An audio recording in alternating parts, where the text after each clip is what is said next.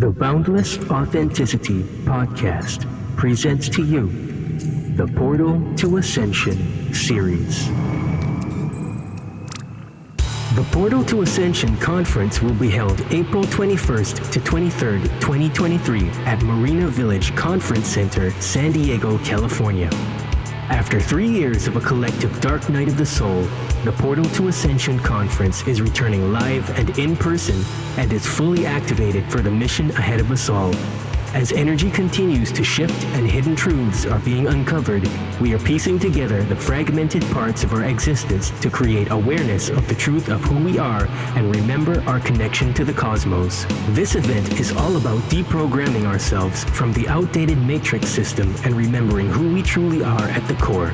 Discover ancient origins, uncover hidden truths, and recover your true identity with guest speakers Alan Steinfeld, JJ and Desiree Hertok, Linda Moulton Howe, Robert Schock, Caroline Corey, Robert Edward Grant, Barbara Lamb, Michael Cremo, Ra of Earth, Adam Apollo, Neil Gar, Joan of Angels, John Block, Deborah Gusty, Michelle Anderson, Eric Rankin, Geraldine Orozco, Shareya Dharma, Lori Wheeler, Torcum G, Lori Spania, Tangela, Jenna Layden, Sheila Seppi, Larissa Stowe, Fox Angelus, Stargate Experience, and Share the Light. Get tickets at ascensionconference.com. On this episode of Boundless Authenticity, I'm delighted to chat with Joan of Angels. Joan has been assisting and guiding people for over 40 years as a doctor of chiropractic and then as an intuitive guide. Joan's work has always focused on helping people live happier and healthier lives. Joan is also the author of several books, 30 Days to a Miraculous Life, Your Journal, Your Story, Your Miracle. Miracle Secrets Revealed, Dr. Joan's Secret System to Attracting Prosperity and Creating Miracles in Your Life. The Miracle Makers Club, live the prosperous and soul-filled life that you deserve and make your life a miracle. Visit joanofangels.com. So Joan, how's it going? Oh, it is going wonderful. I'm happy to see you. Yeah, I'm happy to see you. And finally things worked out. Okay, I think we froze there. Can you repeat that?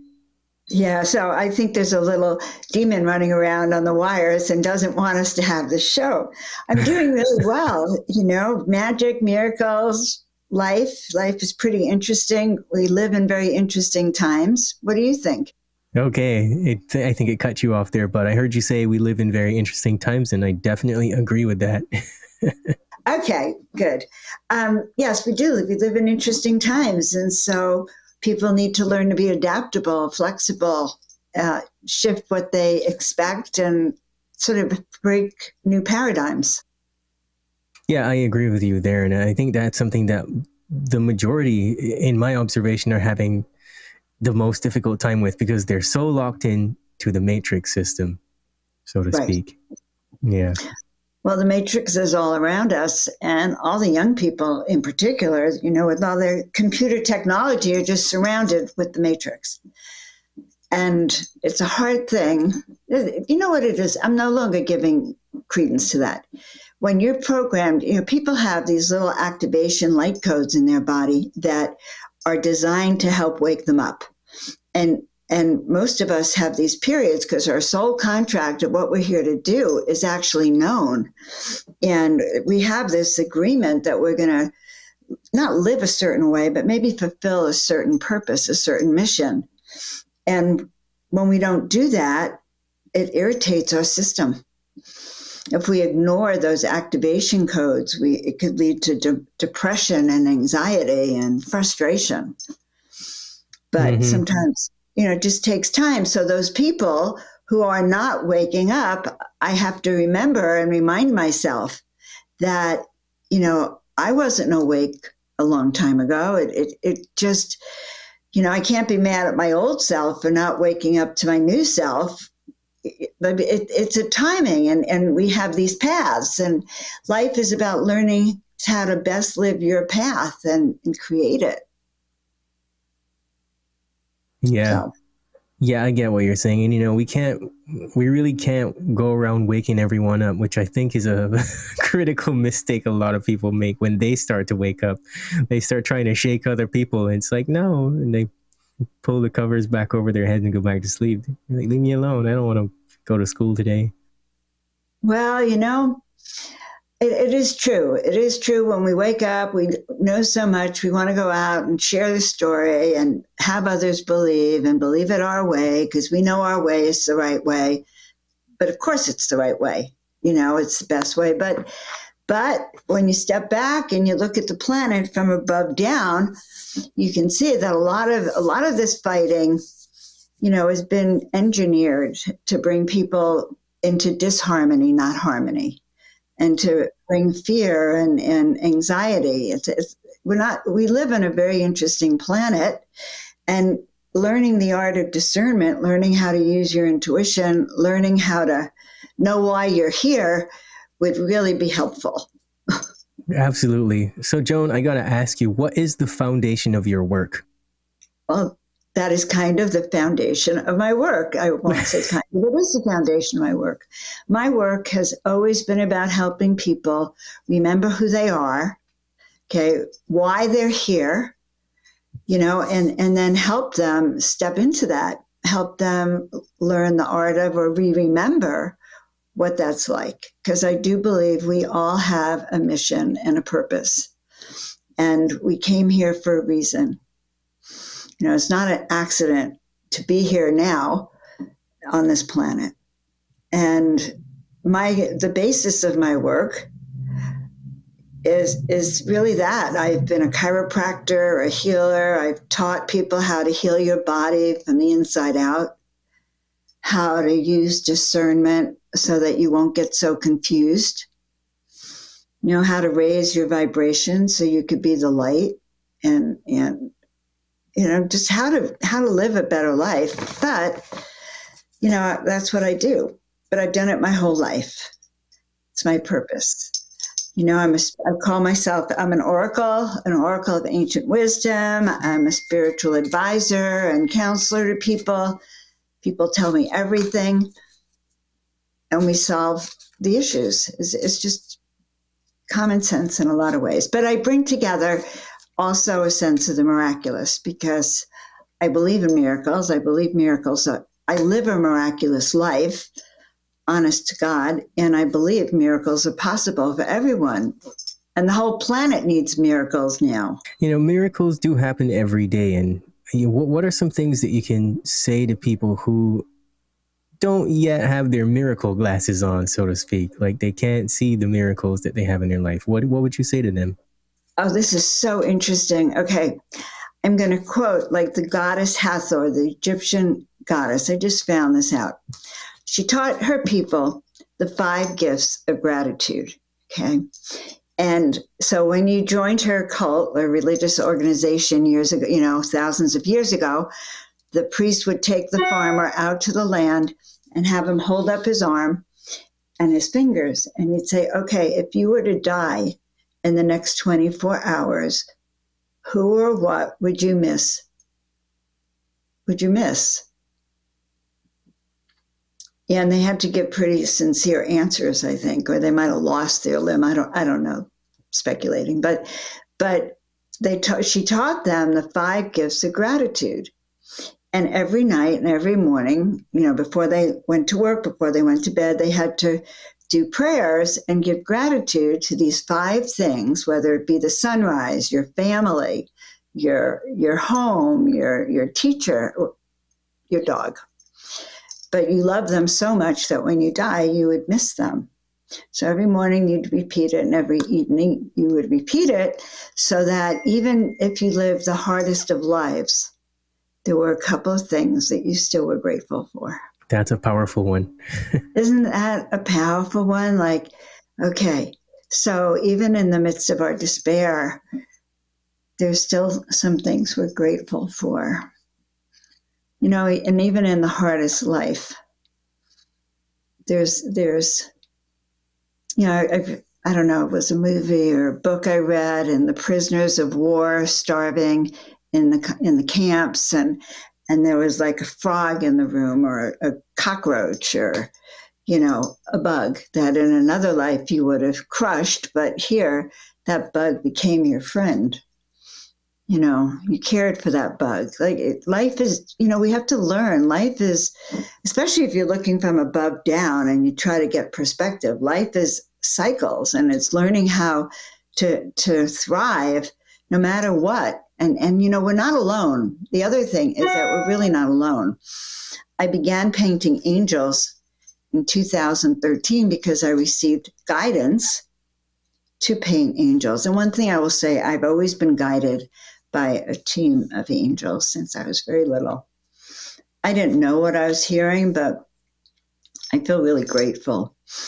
And I went to chiropractic school because a voice told me to go to chiropractic school. And it just made so much sense that the next day I enrolled. And so I've always followed this guidance. And the guidance said paint 33 angels in 30 days. And I said, yes. Well, not at first. First I said, I don't do eyes. And then I said, it's too much work. And then I know my guides, they only offer you 3 chances. If you say no on the 3rd chance, they'll give it to someone else. And I thought, my things aren't quite the way I wanted. And maybe I'll say yes. And so I said yes. And that changed the course of my entire life. That was one of my activation points. That's a very short story, but I love it all the same. It resonates with me, and I'll share my story with you now. And I'm sure that everybody has heard me say this before, but it's worth repeating. I was a musician, a heavy metal musician, and all into the darkness, black long hair, black nails, makeup, you name it,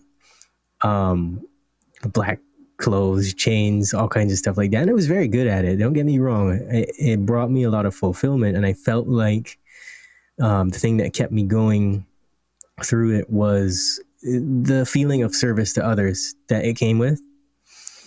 But it just wasn't the best vibration. And I wasn't in the best frame of mind. I was always anxious and depressed and trying to work my things out. This is going like 15 years ago now. And basically one night I had what I like to call my angel moment. This really tall man with blonde hair and blue eyes taps me on the shoulder while I'm talking to the sound engineer, and he says, I noticed you had a tremendous affinity for leadership. Have you ever heard of coaching? And I was kind of like, hold on one second. And I finished saying what I was saying to the sound guy, and I turned back to talk to the guy, and he was gone. So I searched the entire venue, and he was gone. And I thought that was so strange that I immediately went home, because by now I'd figured out the universe works in weird ways. So typed up what is coaching, and you get the personal trainers and stuff like that, and then you see Tony Robbins, and then that's how I got involved in the coaching industry. And I said that story because I hear a lot of people who say, well, nobody's talking to me, no angels are talking to me, I don't have any guides. And to a certain extent, I get that, because I don't think that anybody's particularly speaking to me, like having conversations, but they leave trails, they leave clues, or sometimes someone will just show up and do something or say something, and I get like an activation, like you said. So what do you say to people? How do you explain to them how to listen, how to set your perceptions in the right direction, and all these different things? Because you're only one moment away from a completely different experience of life, and you never know when somebody's going to tap you on the shoulder and then your life's different. That is so interesting you put it that way, and your story is very interesting to me. And people wake up in all these different ways. It's interesting that you changed your frequency from one way of being to this becoming more of a bright light. And it is interesting on our path. I haven't always been a bright light because, there were a lot of distractions to grow up with. And all those distractions they're good at it. You're probably a better coach now because you had walked on the other side of life than you would have been had, we learn from every lesson, no matter what. which I think is really important. So yeah, so we're here to learn. But in the end, I would say learning to wake up and seeing who you are is really a very, very powerful thing. Like, we have all the gifts and skills we need to live a good life, but we've been, quote, sabotaged from the very beginning, as if there's a force that wants to make you work harder and make you work for it. It's not like I tell people, your guides, you have a contract to do your mission, but your mission is kind of known. So you have all the skills, but also there's a force that doesn't want you to succeed, and they know everything about you too. And I think there's an agreement to have family and friends act like deterrents to you meeting your dreams. Now, if you're running a good game, ultimately you get stronger because all those challenges have made you like leap over tall buildings in a single bound, like never give up. And the ones who fail are the ones who just give up and this is too hard. I'm just going to turn to something else. But we have all those challenges, and they're meant to make us stronger. Not that it takes away the pain of them or the difficulty, but there's a reason for it. Yeah, totally agree. And it's like, if you really look at it, they're like actors in our movie. Like, each of us has his own part, and everyone plays this part in it with us. You mentioned to me your when we started, you're gonna have to start doing your oracle work before you even get started. Tell us about some of the different modalities that you use to help people. So, that's a great question, because I've been trained as a chiropractor, so I could have used to say, I do hands-on healing, but I do a lot of online healing with people. I do a lot of teaching, a lot of consulting. I'm a coach, not like you, but I'm a coach. I do readings for people that help them remember who they are, why they're here, their mission, their purpose, access the skills that they've had to do that. Remember how to be a powerful Jedi warrior. Remember what really excites you about your life. Now, you asked before, how do you get someone who's kind of burned out to be re-enthused with excitement? Well, when you know your purpose, you get reignited every day, because you can't get enough of running around being you on the planet. True. I like that you said Jedi warrior. I've heard other people use that same term as well. It's kind of what it's like, isn't it? Well, yeah, I think we're fighting a war for the light, for freedom, for the light, for personal transformation here on the planet. Yeah, that's one of my favorite topics to talk about. I feel like, even though it can go down a very negative road, it's the truth. There's a war on consciousness at the moment, and it appears to me that the more people begin to rise in consciousness, the faster and the more attempts, the frequency of the attempts increases. Yes. to keep us all, in this fear state. And it's fear is the main problem on this planet, I think. Yeah, well, there's that energy of fear. It's meant to keep us angry, anxious, divided, especially keeping us divided and keeping our light low. And what will heal the planet is if people's vibration and light can be turned back on. Power, energy turned back on, vitality restored, hope, vitality, etc., optimism restored. That changes the energy field around us. So, people like you're a gift of God. God was gracious, and me, I'm a gift of God. When we actually remember that, then there have been studies. There's a book, Power versus Force, when it talks about high vibrational people. The energy of the avatar or the light being that could, when they turn up that vibe, can heal hundreds of thousands of people. Well, Joan of Angels is that person. When I go out on stage, right, my real mission is to heal and inspire millions of people. I'm a speaker.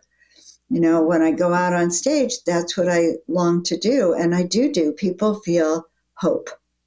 People feel inspired. People feel like they can reach back inside and do it again. Like go, okay, I'm going to give it another shot. And this time I'm going to do this. And I give them optimism and new ways to recreate yourself onto the path that you really want to be on. Yeah. I have a lot of years of perspective on this, and I'm passionate about it. I feel like that's what I'm here to do, like wave a wand and heal millions of people and help them, regain their faith here in life and in their power to have a good life. Yeah. For sure. I love that book, Power versus Force. I use that scale of consciousness all the time in my work to kind of show people how the different emotional states really serve as concrete shoes, Right. Oh my God, that's so powerful to use it that way. Yes, I totally agree. I use it in a different way. I teach people how to use it as a switch, from 0 to 10, from dead to alive. And I teach them how to turn that switch to a 10. Yeah. Dead to alive. I love that. So I know you've written some books as well. Tell us a little bit about those. So I have a book called The Miracle Makers Club, Live the Soulful and Prosperous Life That You Deserve Today, which is filled with, well, first of all, it tells you my story a little bit about how that book came to be and how my kids and I lost everything and came to the realization it would take a miracle for us to even get a new car or have a life.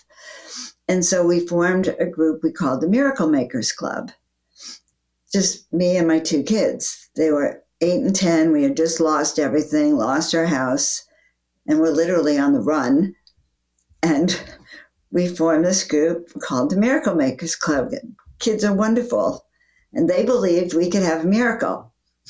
They so believed in their mother and in this club that whatever we wished would come true. So we learned how to manifest miracles. So that's the story of that. And really cool tools that we used to use. Mm-hmm.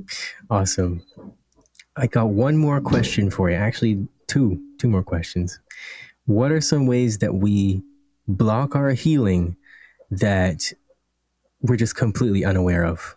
You mean those unconscious ways we sabotage ourselves? Oh, yeah, wait, I'm talking to the sabotage.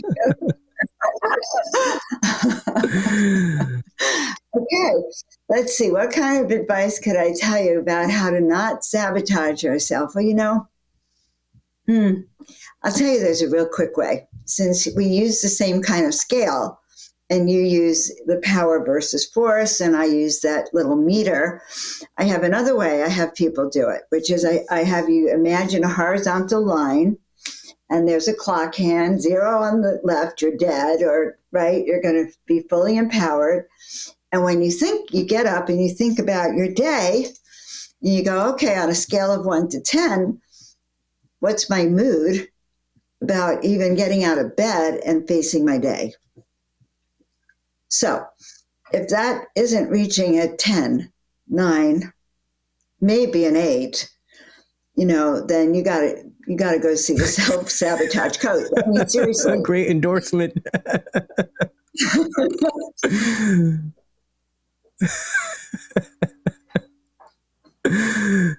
You're fun to talk to. I feel like, God, someone's listening to me. This young person is listening intently. Okay. Yeah. I just think that's such a big thing, though. That's the reason I got into self-sabotage, because I used to be the expert at self-sabotage, and guess now I'm a self-sabotage expert, which is kind of weird. So, it worked out. But, there's so much of this helplessness, this learned helplessness. I guess maybe we're born into learned helplessness because when we're babies, we have to look around to everybody to tell us what to do. And then we just learn things that are not really so helpful. and it kind of continues throughout our lives. But there's so many different ways that we can just kind of like take our power back little by little every day. And the power versus force thing is such a powerful tool. That scale is probably one of the best tools, because I like to tell people, you got a bunch of choices. If you narrow down all of your choices every day to what's on that scale of consciousness, that makes it a whole lot easier to see what the best options are. Because I like to tell people, I hardly ever go past anger on that scale, because anger is kind of like the emotion that you get when an outcome isn't being met in some way. And you can choose to go down or you can choose to go back up.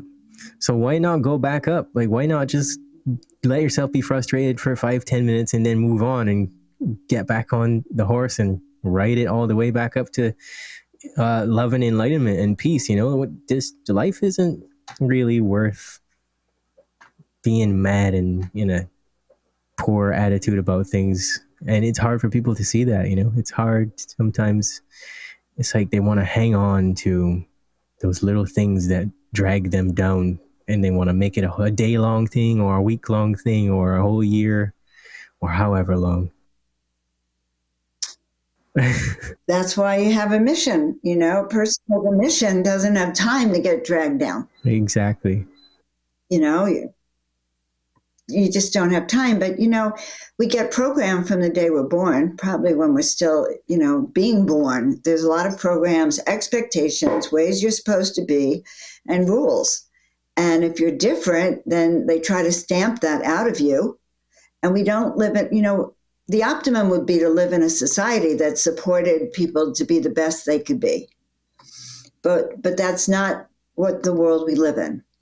So we have to learn from people like you or myself how to do that, how to bring back even the memories of how powerful we could really be. You know, this world doesn't quite make sense anymore, at least to me. But when I think about the different lifetimes I know I've lived and different experiences that I have, then I understand myself a whole lot better. Mm-hmm. You know, I understand my foibles, my weak spots, my positive spots, and you know that it's safe to shine. Mm. It's safe to shine. That's a big deal. I have found that people actually, if you use kinesiology on them, you test them, they have a program that says, I'm not safe. Right. Yeah. And they have programs that say, like, I can only be motivated by conflict and strange things like that, you know? And it's like, I'm going to tell you a secret. Huh? You're going to tell me a secret? I love secrets. Let's go. Okay, I'm going to tell you a secret about that. So every so often I go out and do shows, and I have these scarves, and they're angel scarves. They're scarves with my angel beings, and they're infused with all sorts of love and connection. And I'll get on stage, and I'll muscle test with a person. And, you know, how strong are you on a scale of 1 to 10? I don't know, how safe do you feel? And their arm will go down. And then I'll put my scarf on them on a scale of 1 to 10. How safe do you feel? And they're like so strong. They're like a 10. And then I'll take the scarf off, and they're weak again. So of course I sell a lot of scarves. I guess that's a secret. All right. Yeah. I got to get me a scarf then. My last question, Joan, is what do you offer to someone who says, Joan, I don't know what to do. I can't find my purpose in life. What do you say to them? Well, I could say take my class. And the new one that's going to come out, like it probably March, be released, called Soul Mission Activation: How to Live the Life You've Been Meant to Live. I have a better tagline, but can't remember it right now, but I'm working on that right now. And it's a great program because it really combines a lot of the pragmatic with the spiritual, with getting help on all levels, and not just envisioning, but how to really activate, how to activate the soul purpose of yours, and how to remember it, and how to access those memories. Because I think if we had those memories, we would feel a lot better about ourselves. and have a lot more compassion for ourselves, because humans are very hard on themselves. Like we're somehow supposed to be perfect. We're only human in a sense, trying to learn how to be better people in these bodies down here. No one sent us down here with an owner's manual, and it's a tough planet. This is not the planet of love and light. You really have to learn your way around. And the last few years have been tricky. So, you're really not alone. And if you begin to do some things to shift your energy and look for who you are, or get help from people who specialize in that, it is really true. When you know why you're here, you can handle more and have more fun doing it.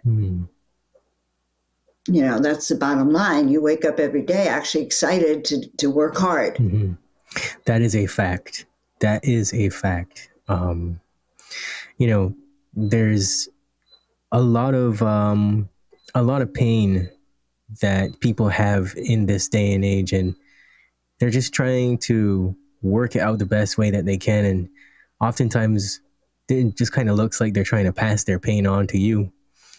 And I'd love everybody to know that you don't have to take it. It doesn't belong to you. It's not yours to own, So if we could find ways to kind of see the other person not as a reflection of ourselves, but see the other person as a big storybook full of crap, and realize that we all have our own stuff, I think we would probably get through a little bit easier in these times and the times ahead, because I don't think it's realistic to think that things are going to immediately get better, especially coming out of these few years that we just had. And we don't know what tricks are up the sleeves of the powers that shouldn't be, the ones that try to beat us down all the time. So I think the best thing to do is to just go and take a class with Joan of Angels and figure your life stuff out. I think that's a great endorsement, and I agree with you. Yes, I offer some great programs, guys. I have a YouTube channel. I go live on Mondays at 5 p.m. Pacific with Miracle Mondays, which is all about how to raise your vibrational frequency to have more good things happen to you. And, sometimes we have to put out a lot of good energy to have more good things happen, because we're living in a harder planet. And, yes, the next few years are going to be difficult. They're planned to be difficult, and humanity has to start to stand up for what we believe in and take charge. Know that no one's going to come to your rescue. Even the hospitals are deteriorating. And I'm a healthcare professional, but I teach people self-care. How do you take care of yourself? How do you walk your path, even despite everything out there? How do you stay happy, focused, and in a good place? I agree. So can we expect more of the good news at the Portal to Ascension conference? Well, see, that's why Portal to Ascension. So I do a lot of work with Portal to Ascension. I'm the director of productions over there, so I'm responsible for a lot of events. The San Diego event, so I speak at the events and I help host and co-produce it. We have a conference coming up the third weekend in April in San Diego, which has such a variety of speakers, over 30 speakers on all aspects of UFOs, angels, guides, ascension techniques, how to live a good life, meditation, yoga. Well, I don't know about the yoga, but meditation, sound healing. We have Larissa Stowe giving a concert. She's got amazingly upbeat music. We have speakers on every topic of really inner transformation to your soul and connecting with your star family, connecting with other aspects of your consciousness and your soul purpose, activating your DNA, ancient history. Yes. So besides which, any Portal to Ascension event that we create is an intimate experience. So the people who come really become our family and extended family. And it's really all things about expanding your consciousness in the universe and learning who you are in the universe and really living a better life for yourself and others. It's a good, and bringing peace down here upon the planet. Mm-hmm. Fantastic. Where can we find you? You can find me at joanofangels.com. Awesome. All things Joan of Angels. I use the tag at Joan of Angels. You can find me on Instagram. You can find me on YouTube at Joan of Angels. Yeah. Yep, you can. And check out the website. And I think that would be wonderful. Joan, thanks for being on the Boundless Authenticity podcast. You are so welcome. You have such boundless enthusiasm that it's so fun to be on your show. Thank you. I love doing this. I love this interview, and I'm grateful to have met you. Me as well. Yeah. So check out the ascensionconference.com in San Diego and joanofangels.com. Thanks, Joan. You're listening to the Boundless Authenticity podcast, where we discuss everything related to the evolution of human consciousness. At the very least, people need to understand that the United States builds bunkers, which are basically cities underground, every 3 months. Basically, when you dream, you tap into your subconscious. It is your nocturnal intuition, your creativity and imagination unchained from conscious reason, ego and logic. They're biologically alive, but they have no soul. They have AI consciousness. They can alter your consciousness of the brain and to get in the brain. We live in a multidimensional reality, whether it comes through esoteric information in the spiritual realms or the UFO people, experiencers, or mainstream through quantum physics and through mainstream science now realizing that parallel dimensions probably exist. We're all spiritual beings. We're all having these human experiences. We've heard that phrase over and over and over. But what does that really mean? You know, all the big questions of life, we have these answers inside of our souls. We're ultimately studying the nature of what it is to be human, good and evil, our psychology, how we think, our health. That's why I love Bruce Lee's great quote, all knowledge is ultimately self-knowledge. The Boundless Authenticity podcast.